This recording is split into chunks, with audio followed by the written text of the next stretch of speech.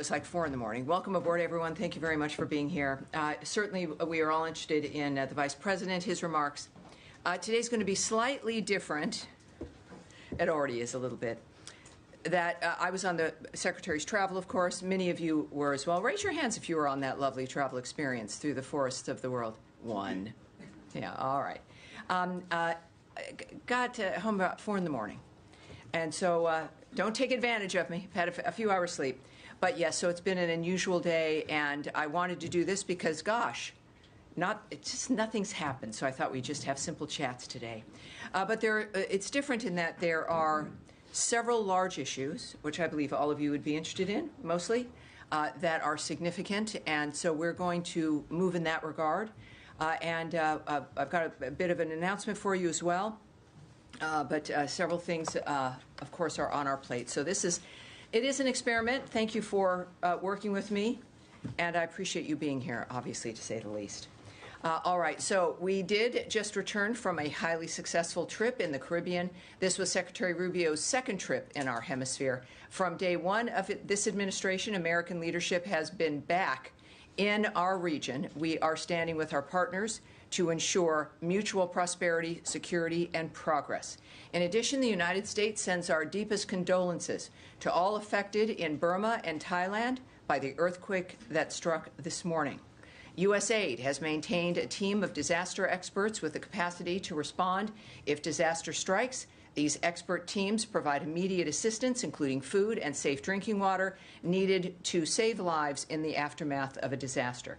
The United States is evaluating the need for assistance based on requests and dynamic reporting. We are also united in support for the people of the Republic of Korea as they face devastating wildfires that have caused loss of life and destruction. We have not forgotten the Republic of Korea's unwavering support during the wildfires in Los Angeles and Hawaii.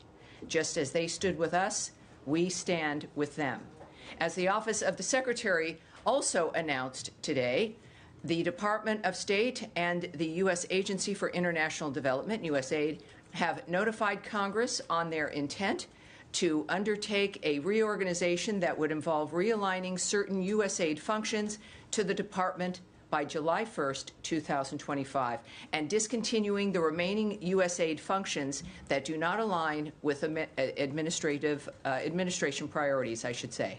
In the words of Secretary Rubio in his statement, foreign assistance done right can advance our national interests, protect our borders, and strengthen our partnerships with key allies. Unfortunately, USAID strayed from its original mission long ago. As a result, the gains were too few and the costs were too high. Thanks to President Trump, this misguided and fiscally irresponsible era is now over.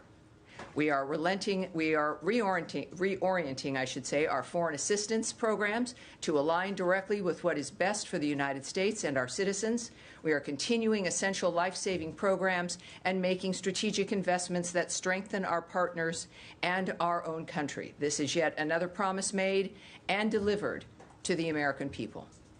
Finally, the United States announced important steps to disrupt the complex schemes Hezbollah uses to conceal its illicit behavior and acquire revenue to fund its malign activities. Today, we sanctioned 5 individuals and 3 entities for ties to the U.S. designated Hezbollah.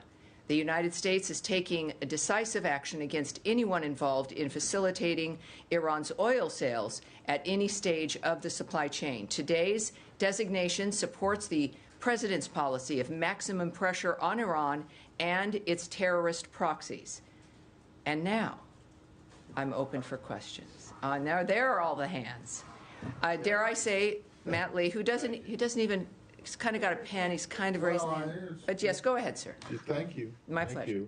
And, you know, I got you. I don't know how you got back at 4 o'clock. I got back at 3:30.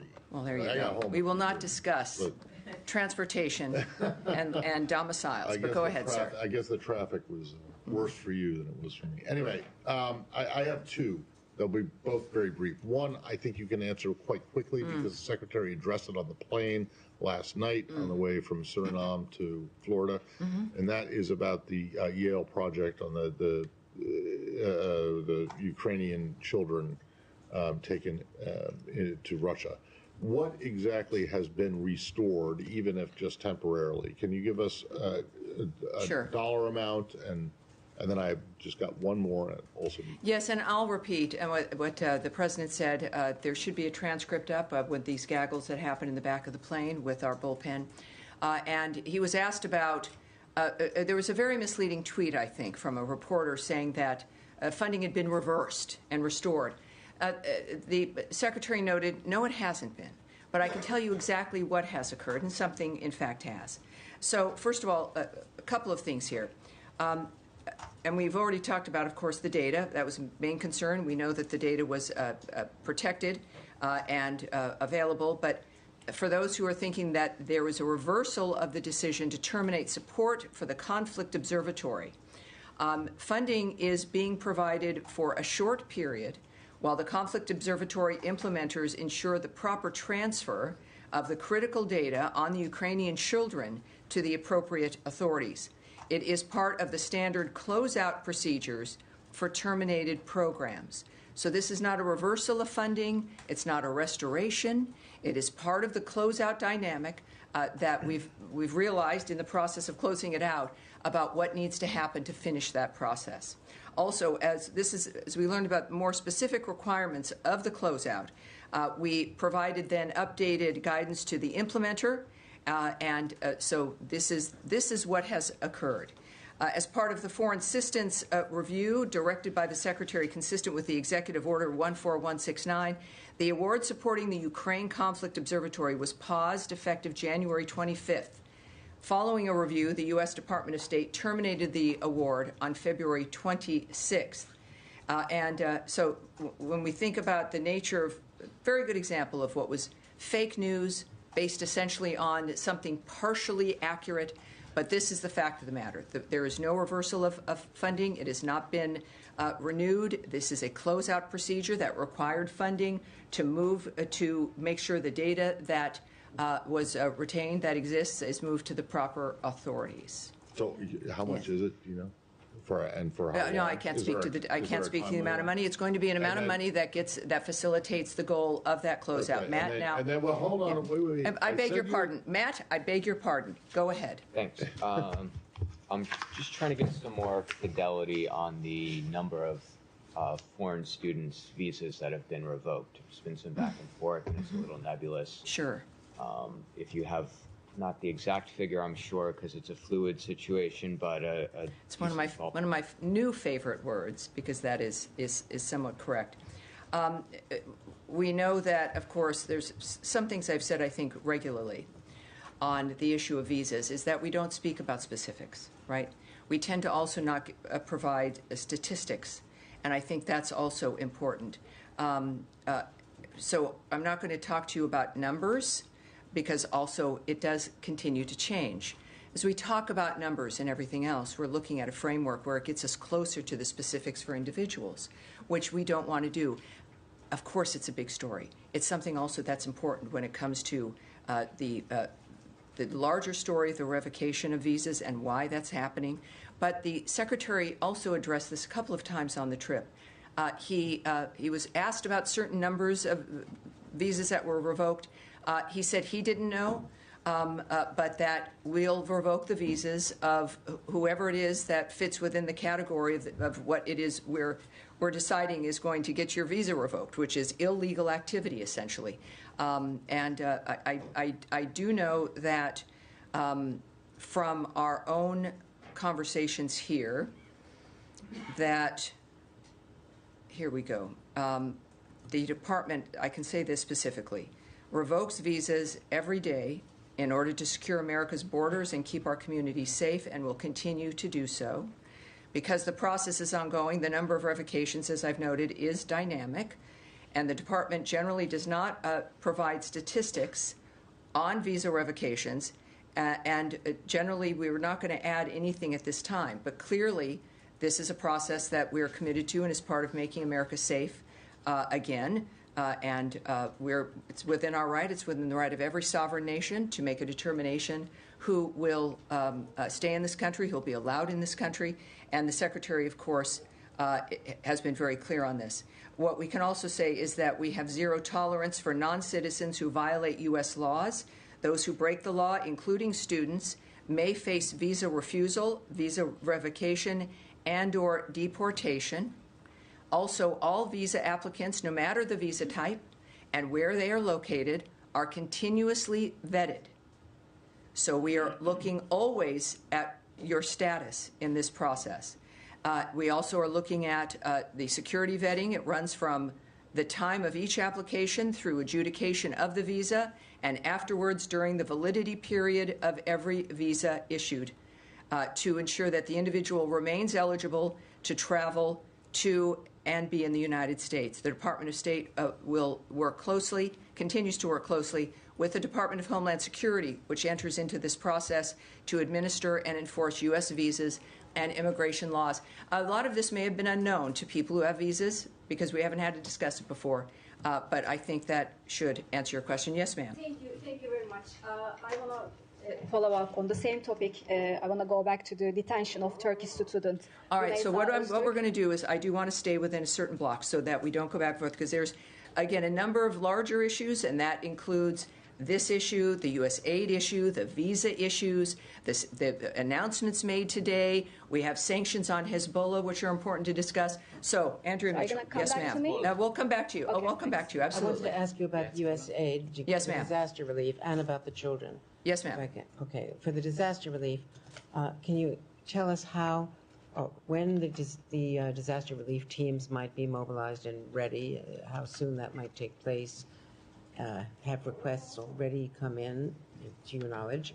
And has the reorganization of U.S. aid affected our ability in these instances to assemble a team and mobilize them quickly? Well, from conversations through the last, since early this morning, what I can tell you is that we wait for formal requests, so that has not, at least maybe in the last 5 minutes, but coming up here to the podium, we are waiting any formal requests. We are ready.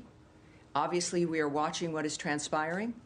It is, for all of us who watched September 11th unfold, there's video, I'm sure you've seen it, of a major skyscraper just, it gives all of us the chills. So we've obviously telegraphing that from this podium, and we are ready.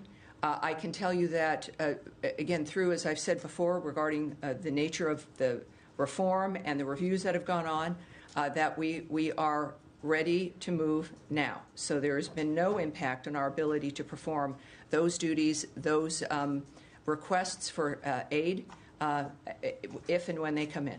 And to just follow up, yes, ma'am, on the children and the broader question about war crimes and investigations, which had been undertaken with coordination with the State Department, understanding that the data have been preserved. Correct. But does that mean, can we infer from that investigations will not be conducted by this government of war crimes going forward, in either the crime of kidnapping or the war crimes that were undertaken, Busha, Mariupol, all these other places? I've cautioned always for us to not place a whole host of issues attached to something starting or stopping. And that, our work and our commitment to the world is on display every day through certainly Secretary Rubio's commitment, the nature of who he meets with, what he's done when it comes to summits, negotiations, bargaining, the issue of working for ceasefires. It has been a hallmark and remains a hallmark and will be, I have to say, a hallmark of this administration and of Secretary Rubio's tenure here. So it would be wrong to say that, in fact, that signals some kind of end to our work on these issues. In fact, manifesting through the conversation with President Trump and President Putin, it was a central part of that conversation that was discussed between those two men. And I think that shows you where it's placed now and where it will continue to be placed. Well, here's what I do know, which may speak to that a bit, is that the data is not being transferred to a storage facility. It's being transferred to the appropriate authorities. And I think that can tell us that the nature of the trajectory of this data, but also I can't speak to what then moves at that point once it's been transferred? I have a tiny feeling No, I'm that with asking all of about your investigations and questions, that we will continue to get the details of what happens next. I'm talking about the crimes that are now underway today, tomorrow, next month. Is it anyone in this government investigating, anyone that, to your knowledge, at the State Department or connected to it, investigating crimes current and future since the data that has been? Well, first, I'm not going to discuss the details of what the State Department is doing when it comes to its investigations, when it comes to contemplations or negotiations or diplomatic decision-making, whether on any level with any situation, any case that's involved. But what I can point to, I think it's safe to point to, is this nation's history of being involved in making sure that the right thing gets done. There are a number of other entities of which, of course, we are involved, including the United Nations, and, of course, other Europe, or the nations of the civilized world. So I would, same with whether it's aid, this argument that we are stopping our aid and we're out of of caring about providing foreign aid. Of course, that's not true. And because one grant dynamic has stopped in this country at one university, that is not the determiner of the nature of the work of the State Department of the United States. That's unfair, frankly, and moves people into this idea that everything is contained in one moment when there are thousands of moments and work going on around the world, but certainly including the nature of what the State Department's doing under the direction of Marco Rubio, when a commitment of the State Department to solve these problems, to stop carnage, to find justice. We want to be safe, secure, and prosperous for ourselves and for our neighbors. So that would not be an accurate conclusion based on this one particular grant. Yes, ma'am.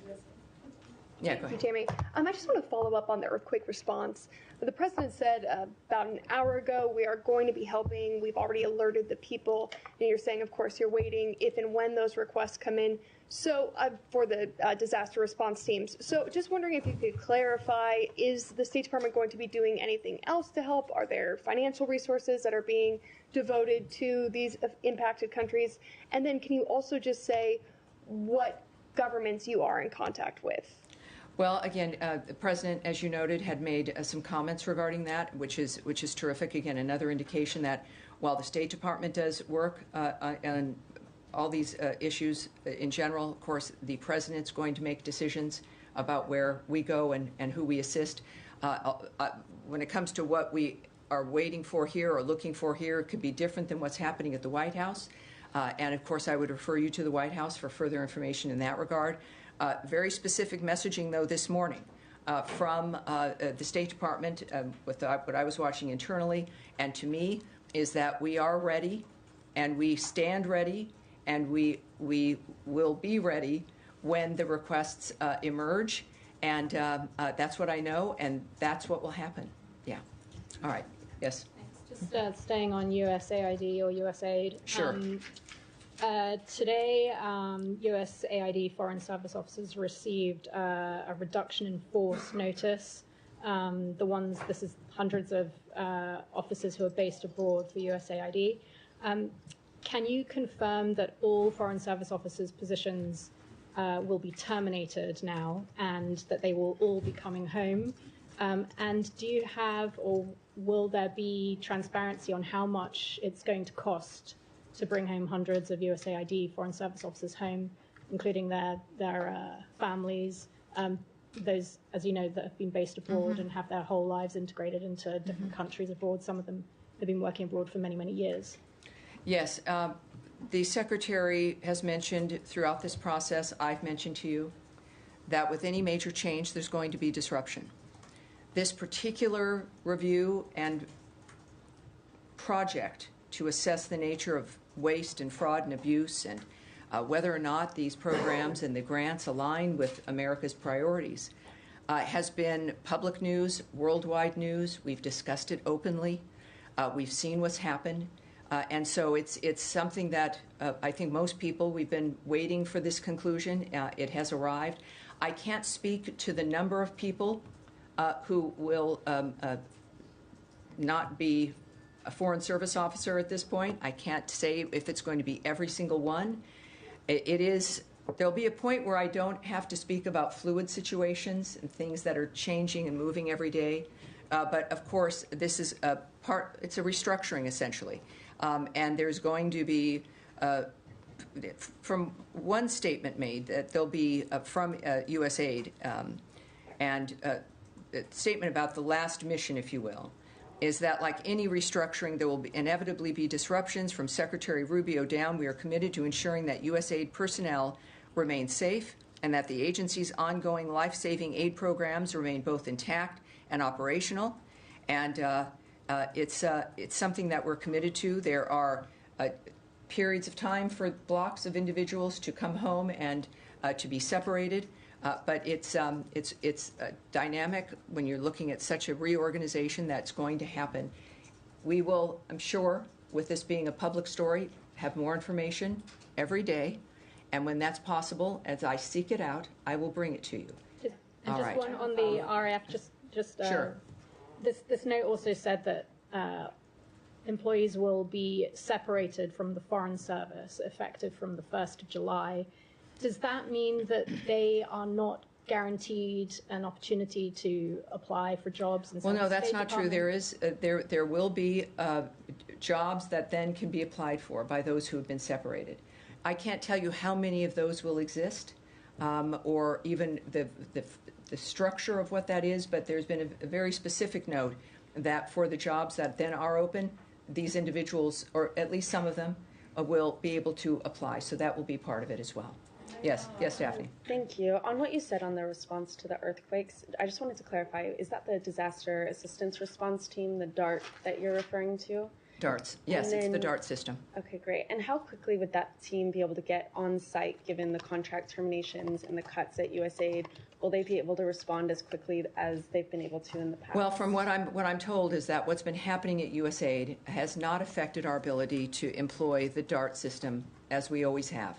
When it comes to where they are and in that particular location, I can't give you a timeline, but clearly, as said repeatedly, we stand ready. And there's an understanding of what the situation is, and that certainly has not been impeded whatsoever. All right. Oh, yeah, yes, absolutely. Yeah, and I was also got home at 4 a.m. Thank you very much. A lot of the embassies that he's been visiting have also big USAID missions and local staff that are hired for them. So in this reduction, are all the local staff also being fired as you downsize? Well, the messages I've seen and the guidance I've received is about Foreign Service officers. So I can't speak to where the local staff there fits within that framework. But so if they're not Foreign Service officers, but each mission is in a different dynamic. So I would. I can't speak to that at this point. And one other question on another topic, Carrie Lake is talking about firing about almost 700 journalists at VOA. For those who are visa holders and from countries that where it might be dangerous for them to return, yes. What's the State Department doing, like, to give them time to apply for asylum, or what kind of programs are in place to help people like in that Yes, position? I mean, this is a recurring question. It's an important one, and it's good for people in this situation and other situations. The visa dynamic for people involved in this situation is no different than everyone else who has a visa. That if you're here on a work visa and your job ends, some people have gotten another job on that framework and have then reapplied and have gotten a visa for that new job. If that's not going to happen, of course, there's like a 30-day period of time for you to take action about going home, going to your home country, or not. But then you would be here without a visa illegally. If you are from a country and you cannot return because of fear of what will occur to you if returning to that country, you can apply for asylum. This is true for everyone who holds a visa, who loses that visa, and believes that they would be in trouble going back to their home country. that is an option, and that is something that they can do as well if that's a case that they face. All right. But, sir, right there in the glasses. Thank you very much. So, Thank you. Thanks for your patience, everyone. Sticking with USAID, Thank you. one of its crucial functions was getting humanitarian supplies into Gaza during the conflict there and during the ceasefire. Now, the last tranche of funding that it paid to the partners in the region was end of January. So there's a kind of block here. Will state be taking over this type of function come July the 1st? And what is going to happen for the funding for the partners applying that humanitarian relief in Gaza in the interim? Well, we're at a state where Congress has just been notified that this transition is happening. I can't speak to the decisions that will be made once that decision occurs through USAID as it exists and how it moves into state. So that's the process that's happening right now. So I don't have something for you on that. But we also know that dynamic is very complicated, as we've talked about every day, importantly, and it remains complicated. And of course, aid can immediately move through that situation through all of our regional partners, people who are concerned. If Hamas were to release its hostages and lay down its arms, how many times does that need to be reminded? Because that's the solution. And when that does occur, as we saw with the first element of the ceasefire, is that the region cares about this, the nations in the region, the world cares, the United States of America cares, to where its leadership is involved in this as a main North Star of what needs to be solved. All right, yes, ma'am, in the blue. In the blue. Thank you very much. Can I follow up? No, we're moving on. We'll see what we can do here. Thank you. Going back to the detention of Turkish student Rümeysa Öztürk, because I want to get a clear understanding of why she was detained and on what grounds her visa was revoked. So Rümeysa's lawyer, family, and friends deny the claims made by the administration that she violated the U.S. law. Her lawyer states that Rümeysa has not been accused of committing any crime, and they say she was detained solely for writing an article criticizing Israel. What is your response to that? Was she detained just because she wrote an article expressing her views? I will not, as many of you already know, I will not speak about something that's in the courts, that's being adjudicated, so that's not going to happen here. I can point to Secretary Rubio's remarks about this on the plane to the reporters as we were returning home last night, is that the DHS, which manages this framework, clearly felt that she had committed crimes that required her detention.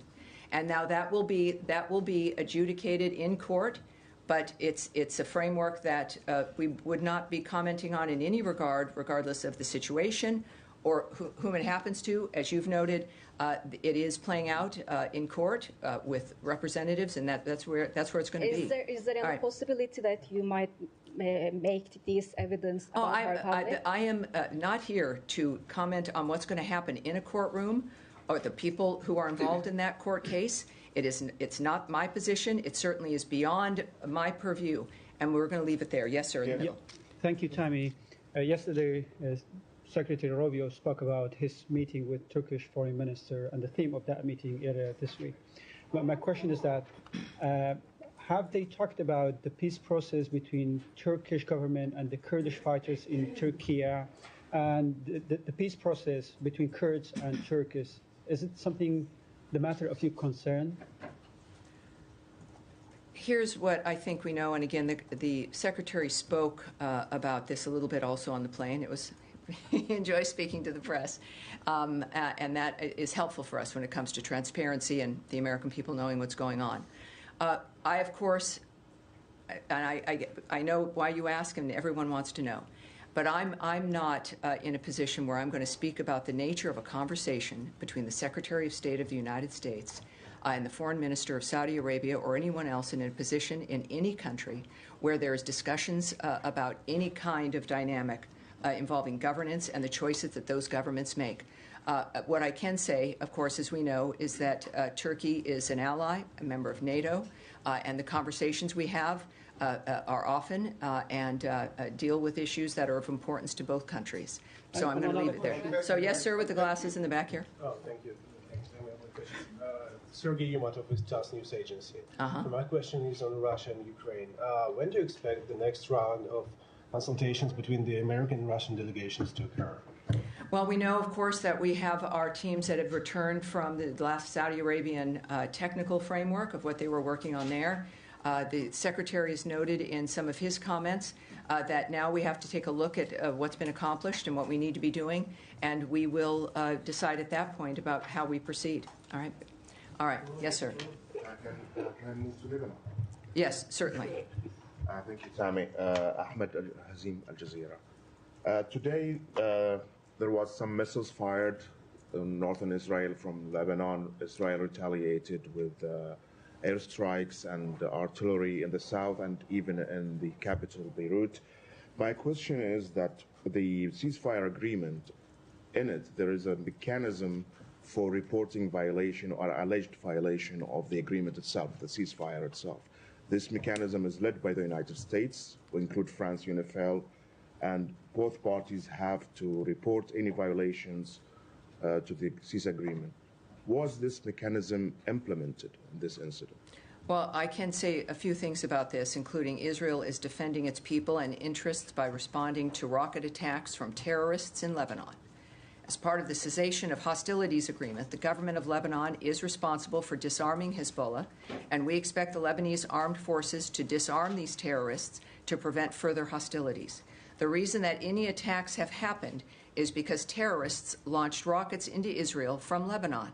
That is a violation of the cessation of hostilities. It is a violation of the ceasefire when terrorist groups, when armed groups, shoot rockets into Israel. Whether it's Hezbollah or whether it's Palestinian groups like Hamas, it does not matter. Israel has to respond as the United States would have to respond, or any other country would have to respond in this kind of situation.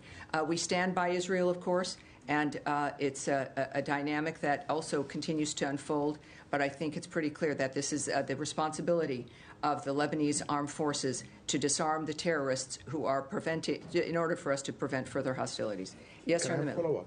Thank you very much. Several human rights organizations and the media reported that many civilian activities have been arrested in Iranian Kurdistan for participating in Nowruz celebrations.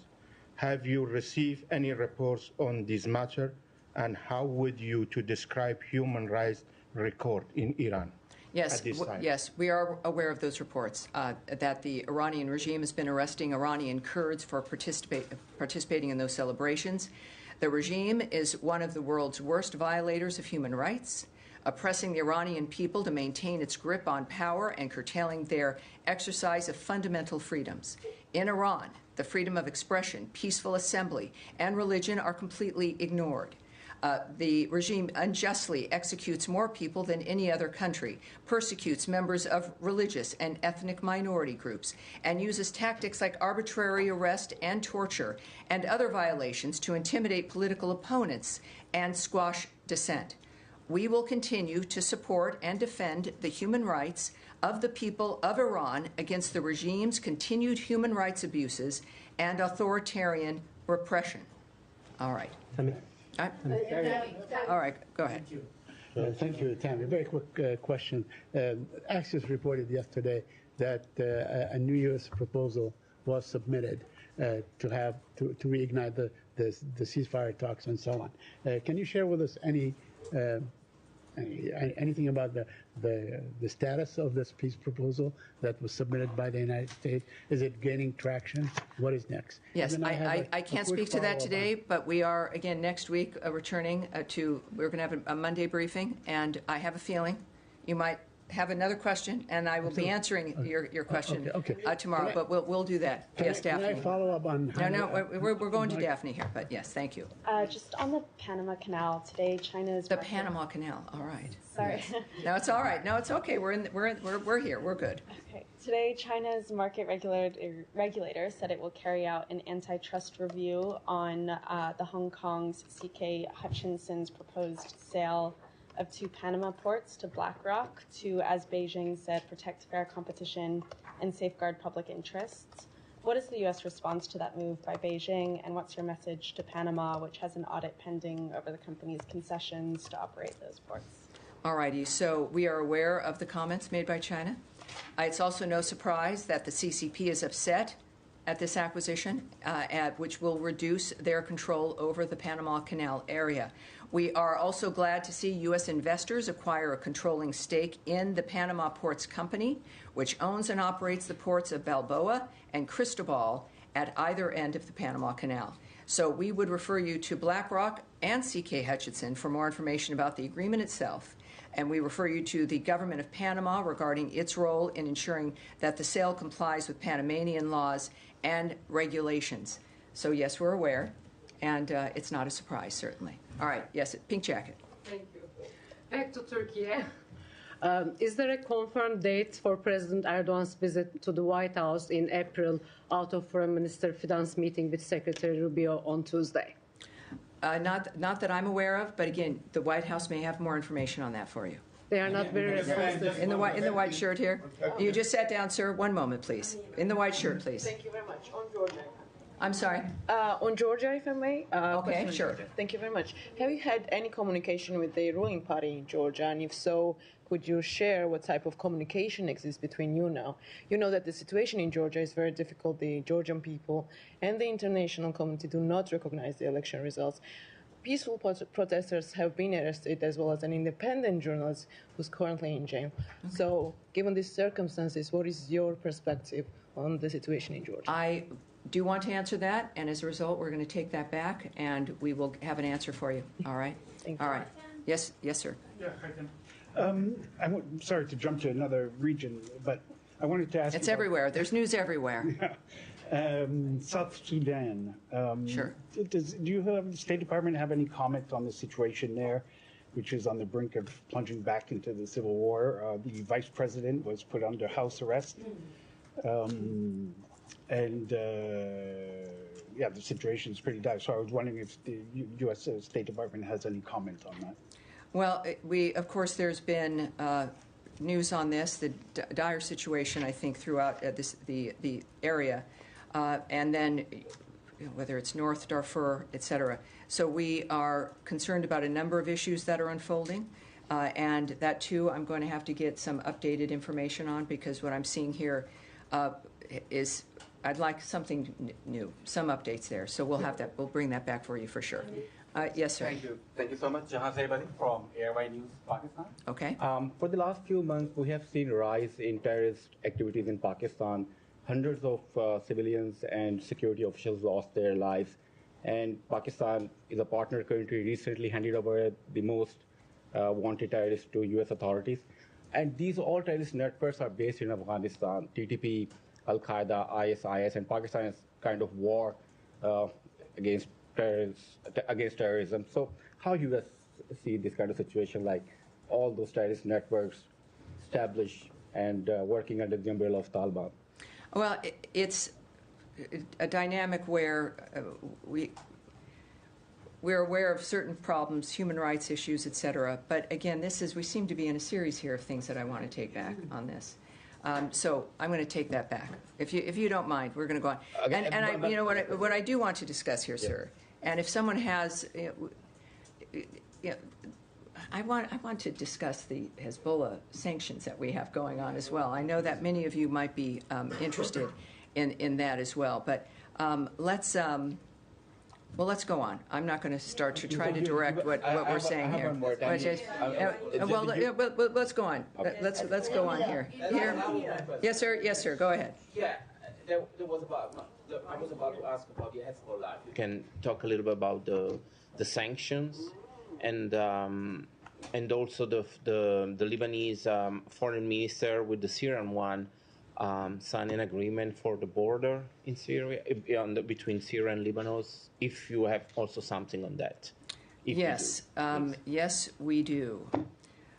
So first, let's start here with Hezbollah. The United States is designating 5 individuals and 3 entities pursuant to Executive Order 13224 as amended, for ties to U.S. designated Hezbollah or individuals designated through this action. The action advances President Trump's maximum pressure policy on Iran and its proxies. We will continue to disrupt the complex schemes Hezbollah uses to conceal its illicit behavior and acquire revenue to fund its malign activities. And we will, the United States, will take decisive action against anyone involved in facilitating Iran's oil sales at any stage of the supply chain. We are exerting maximum pressure on Iran and its terrorist proxies under the President's maximum pressure policy to disrupt Iran's destabilizing activities. The Department of Treasury is designating, again, 5 individuals, 3 entities for supporting a sanctions evasion network affiliated with Hezbollah's finance team. This action is part of the United States' effort to deny Hezbollah access to revenue and to cut off the terrorist group's access to the international financial system. Today's designations support the whole-of-government policy of maximum pressure on Iran and its terrorist proxies, such as Hezbollah, as detailed in the National Security Presidential Memorandum 2 of February 4th. We will, the United States, use all of its tools to disrupt activities of individuals and companies supporting Hezbollah. The United States is committed to working with partners to disrupt terrorism and terrorist financing worldwide. All right. Tammy. Yes, sir. And this will be it. This will be the last. So make it good. I'm going to go back to the very first question. All right, sure. Make a good circle The issue here. of Ukrainian children. The president was asked about Ukraine just a couple of hours ago, and he did highlight the issue of Ukrainian children. He did. It looks like this is something he cares about. To deliver on the president's stated goal, even if this funding will run out of this very particular program, can you assure us that you will be seeking, supporting alternative programs, at least, to deliver on that? Well, I think the biggest, most amazing program can be the most powerful man in the world caring about the resolution of the issue. That is something that nothing can match. And that's what we have now. And you are correct. I think it's clear for anyone who listens to President Trump that he is a serious person, addresses issues that matter to him directly, that he knows will make an impact on the quality of people's lives. That is the Trump effect. And the fact that he is successful in the choices he makes and that he is relentless in making them work has an impact on the resolution of those issues. As far as what mechanisms he will use, I don't know. He's the President of the United States. He's the best deal maker in the world. And those children matter to him. And it matters that that issue is resolved like it does to every decent human being on this planet. President Trump represents the notion of that outrage and the desire to solve the problem in the process of getting to the end of this horrible carnage that has gone on. So, yes, I can't tell you what mechanism he would choose. We do know that he's chosen a Secretary of State who feels as passionately about the resolution of these issues as he does. We are going to continue to see that unfolding, and it is, while horrible issues we're facing, it is an exciting time because we have leadership that are tired of the status quo, want results, care about people, and are going to do what it takes to get results. And that's what I have for you today. Thank you, everyone. We'll see you also on Monday. We'll see you on Monday. Thank you, everybody. I appreciate it.